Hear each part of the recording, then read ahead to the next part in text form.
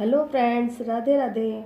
चैत्र मास की कृष्ण पक्ष की सप्तमी व अष्टमी तिथि को माता शीतला का पूजन किया जाता है।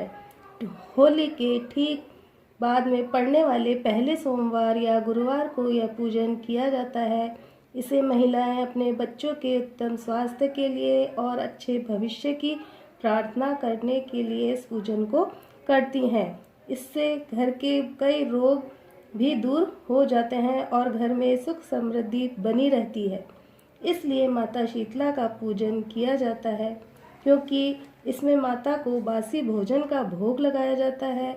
इसीलिए इसे बासोड़ा भी कहा जाता है। इस दिन एक दिन पहले ही सब भोजन बनाकर रख लिया जाता है और उसे ही भोग में लिया जाता है। तो आज इस वीडियो में हम घर पर माता शीतला का पूजन सरल तरीके से कैसे कर सकते हैं वह मैं आपको बताऊंगी। सबसे पहले हम एक चौकी लेंगे, उस पर हम लाल या पीले रंग का वस्त्र बिछाएंगे इस तरह से।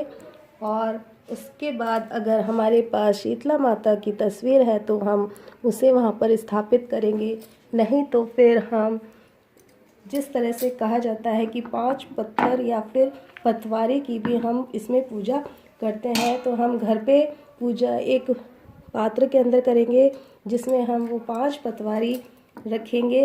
ये देखिए इस तरह से ये 5 पत्थर हैं जिन्हें हम पतवारी भी बोलते हैं, तो हम इन्हें भी शीतला का रूप मान करके इनकी पूजा कर सकते हैं। ये देखिए इस तरह से यहाँ पे हमने इनको रखा है।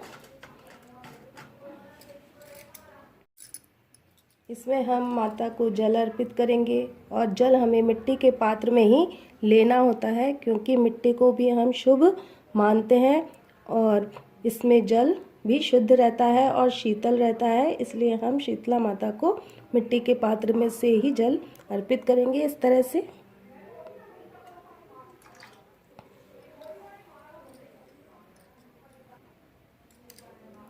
यह पूजन दोस्तों सुबह के समय ही किया जाता है। सूरज उगने से पहले इस पूजन को करना शुभ माना जाता है। सुबह स्नान आदि से निवृत्त होकर हम शुद्ध होकर इस पूजन को करना चाहिए और यह ध्यान रखना चाहिए कि हमें उस दिन सर नहीं धोना है और घर में झाड़ू पोछा भी नहीं करना है। एक दिन पहले ही हमें अच्छे से घर की सफाई कर लेना चाहिए। दोस्तों माता रानी का हमें इसमें हल्दी का तिलक करना चाहिए, हल्दी अर्पित करनी चाहिए, क्योंकि हल्दी को भी ठंडा माना जाता है। रोली के हम नहीं लगाते हैं क्योंकि रोली की तासीर गर्म मानी जाती है।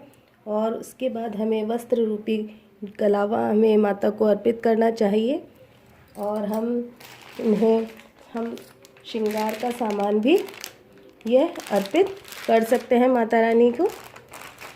और हमें बड़गुलों की जो माला बनाई गई जाती है, जो हम होली के दिन ही उनके नाम की निकाल के रखते हैं, वो भी हमें उनको अर्पित करना चाहिए। और पूजा करते समय हमें अपने बच्चों को भी साथ बैठाना चाहिए, जिससे माता रानी का उनको आशीर्वाद प्राप्त हो सके। और हमें ये चने की दाल जो होती है वो भी हमें एक दिन पहले ही भिगो के रख देनी चाहिए और वो भी हमें इन्हें अर्पित करनी चाहिए इस तरह से देखिए। और हम ये जो मीठा चावल जो होता है वो भी हम इन्हीं को भोग में चढ़ाते हैं। देखिए इस तरह से यहाँ पे इनके, और जो दही होता है वो भी हमें इनके चढ़ाना चाहिए। दही भी हम ठंडा मानते हैं तो उसे भी हमें अर्पित करना चाहिए। उसके बाद हम माता को भोग अर्पित करेंगे। ये देखिए जो भी आपने पकवान बनाए हैं उनको वो भोग हमें उन्हें लगाना चाहिए।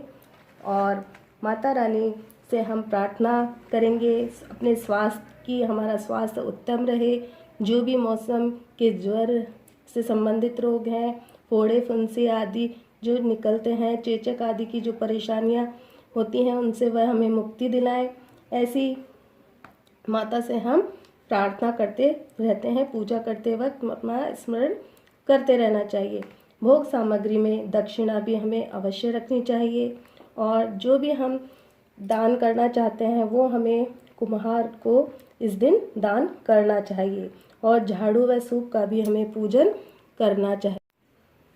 भोग सामग्री में से आपने जो भी बनाया है उसका हमें थोड़ा थोड़ा माता को अर्पित करना चाहिए, हर चीज़ का, जिससे कि हमें प्रसन्नता रहे। माता को हमने जो भी भोग बनाया है वो पूरी तरह से उन्हें अर्पित हमने कर दिया है और माता को हमें पूरा पूरा भोग लगाना चाहिए और वो हमसे प्रसन्न रहें, हमेशा यह कामना करनी चाहिए। इस जल से ही हमें पूरे घर में सभी सदस्यों को जल का छींटा देना चाहिए, केवल बाथरूम को छोड़कर, और हमें यहीं पर बैठकर शीतला माता की कहानी सुननी चाहिए क्योंकि यह शुभ माना जाता है। तो दोस्तों, यह था मेरा वीडियो। आपको अगर अच्छा लगा हो तो प्लीज़ लाइक, शेयर और सब्सक्राइब करें और कमेंट में जय शीतला माता अवश्य लिखें।